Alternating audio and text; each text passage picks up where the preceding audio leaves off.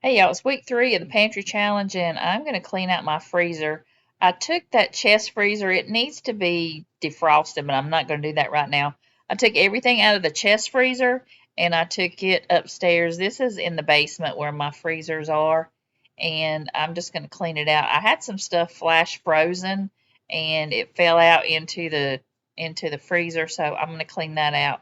But I'm going to move everything to that chest freezer and clean it out, and then when I go through all that stuff upstairs, and then I'll bring it back down and put it in the upright freezer. So I'm just going to go through all these bags and kind of separate everything. I had everything just in some Aldi bags and some Walmart bags, but it didn't really go that good. And I can't really get to everything, and I got to take all the bags up off of the other one so I can find something. So I'm going to use these clear containers and a few that I got from the Dollar Tree. Those Dollar Tree ones don't hold up. They're not very sturdy, so I'm just going to use that for now. And these are a little bit small, those plastic ones, so I'm not going to be able to put the lids on them. They do have lids, but as I take everything out and put it all together, I won't really need the lids for right now. I'll just wait till I get a lot of it taken out, and then I'll be able to shut the lids. But just for right now, I have got so much food. Pork everywhere. I've got pork chops. I've got pork loins that I've got frozen. So I'm just going to try to separate them as best I can. I've got all kinds of meat. I didn't even know I had that many pork chops till I got the all of it out and started looking through it. I've got all these cube steaks. I'm going to take one pack and defrost it because we're going to have that this week for dinner. I've got a whole chicken. I've got chicken breasts. I've got deer meat in here. I've got regular ground beef, just so much stuff. Some whole chickens. I've got an Aldi bag just full of turkey from the turkeys that we butchered a couple years ago, and we still got some pieces left. And there's some regular big hunks of turkey. We've still got some of the cow that we've had like for 4 years, almost 5 years in the freezer that I've got to cook up. So I've got some of those steaks that I need to use up, and I'm going to have a bag here that I'm going to put in the stuff that I'm going to use this week and defrost it and start going through all this stuff. I've got short ribs here, and there's a couple packets that didn't seal, so I'm going to take those out and defrost those. So I'll have those next week. So much deer meat. I've got to start canning this up. I didn't even realize I had that much in the freezer, so I'm just going to put that in one of the tubs. And also, I'm trying to prepare for the ice storm that we're going to get. And hopefully, we won't lose power because I do not want to lose all this food.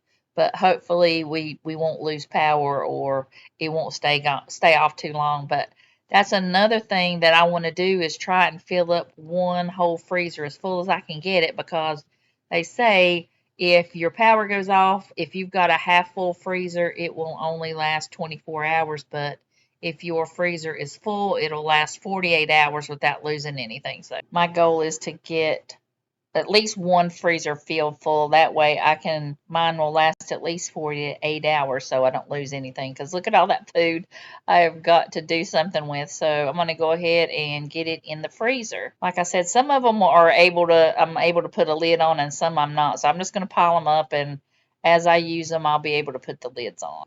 And these are the ones I want to use first, the ones that are just in their regular grocery store packaging. I need to use those first because those are going to get freezer burnt, and I've got a recipe that I want to use for those. So I'm going to go ahead and head down to the freezer. Hopefully Doug will help me carry some of this stuff back down there. This is definitely better than it was for sure. So I am going to leave this, and I'll do the other freezer later, probably next week. I don't want to do too much. I want to go ahead and start working on our dinners this week and prepare for the storm. For breakfast, I made some homemade biscuits. I'm still trying to find the perfect recipe, but these were still good, and I want to make up some more and put them in the freezer so we'll have some and I can just pop them in the microwave. But I just had a liver mush and egg biscuit, and it was pretty good. It hit the spot. And this was some stuffed shells, and I'm going to have a dedicated recipe for this, but I made it with the bolognese sauce that I can. And I also made another pan, and I put it on top of some plastic wrap, and that way you can just put it in the freezer. When it gets solid and frozen. You can just pick that up out of the pan, wrap it up and freeze it, and then you can pop it in that pan and heat it up. And this was another one that I'm going to have the recipe for later. This was made out of a soup, and these were some of the best enchiladas I've ever had. And then this was another soup that I turned into a different meal, and I will have that recipe. I had been in my pajamas all day sitting by the fire, and this was so good.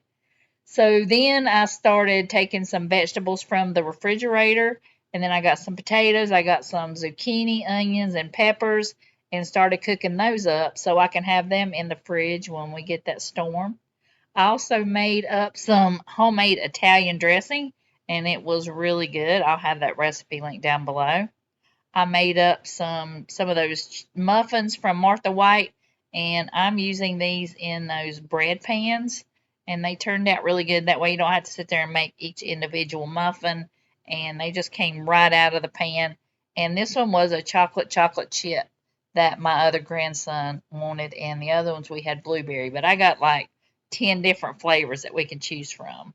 So I just added in some water because I didn't have any milk because when we get a storm, everybody's buying all the milk. So I didn't have milk. So I just used water, and it's really good with water. You can also turn them into pancakes, just add in an egg.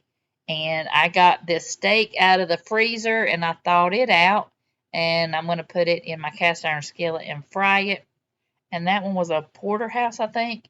I had some potatoes and I just wrapped them in foil and baked them, made a salad, and made a pasta salad. And now for breakfast, I am going to make a sheet cake pancake. And this was easy. I just used some of the mix that I got from Walmart, and I will have that recipe linked down below.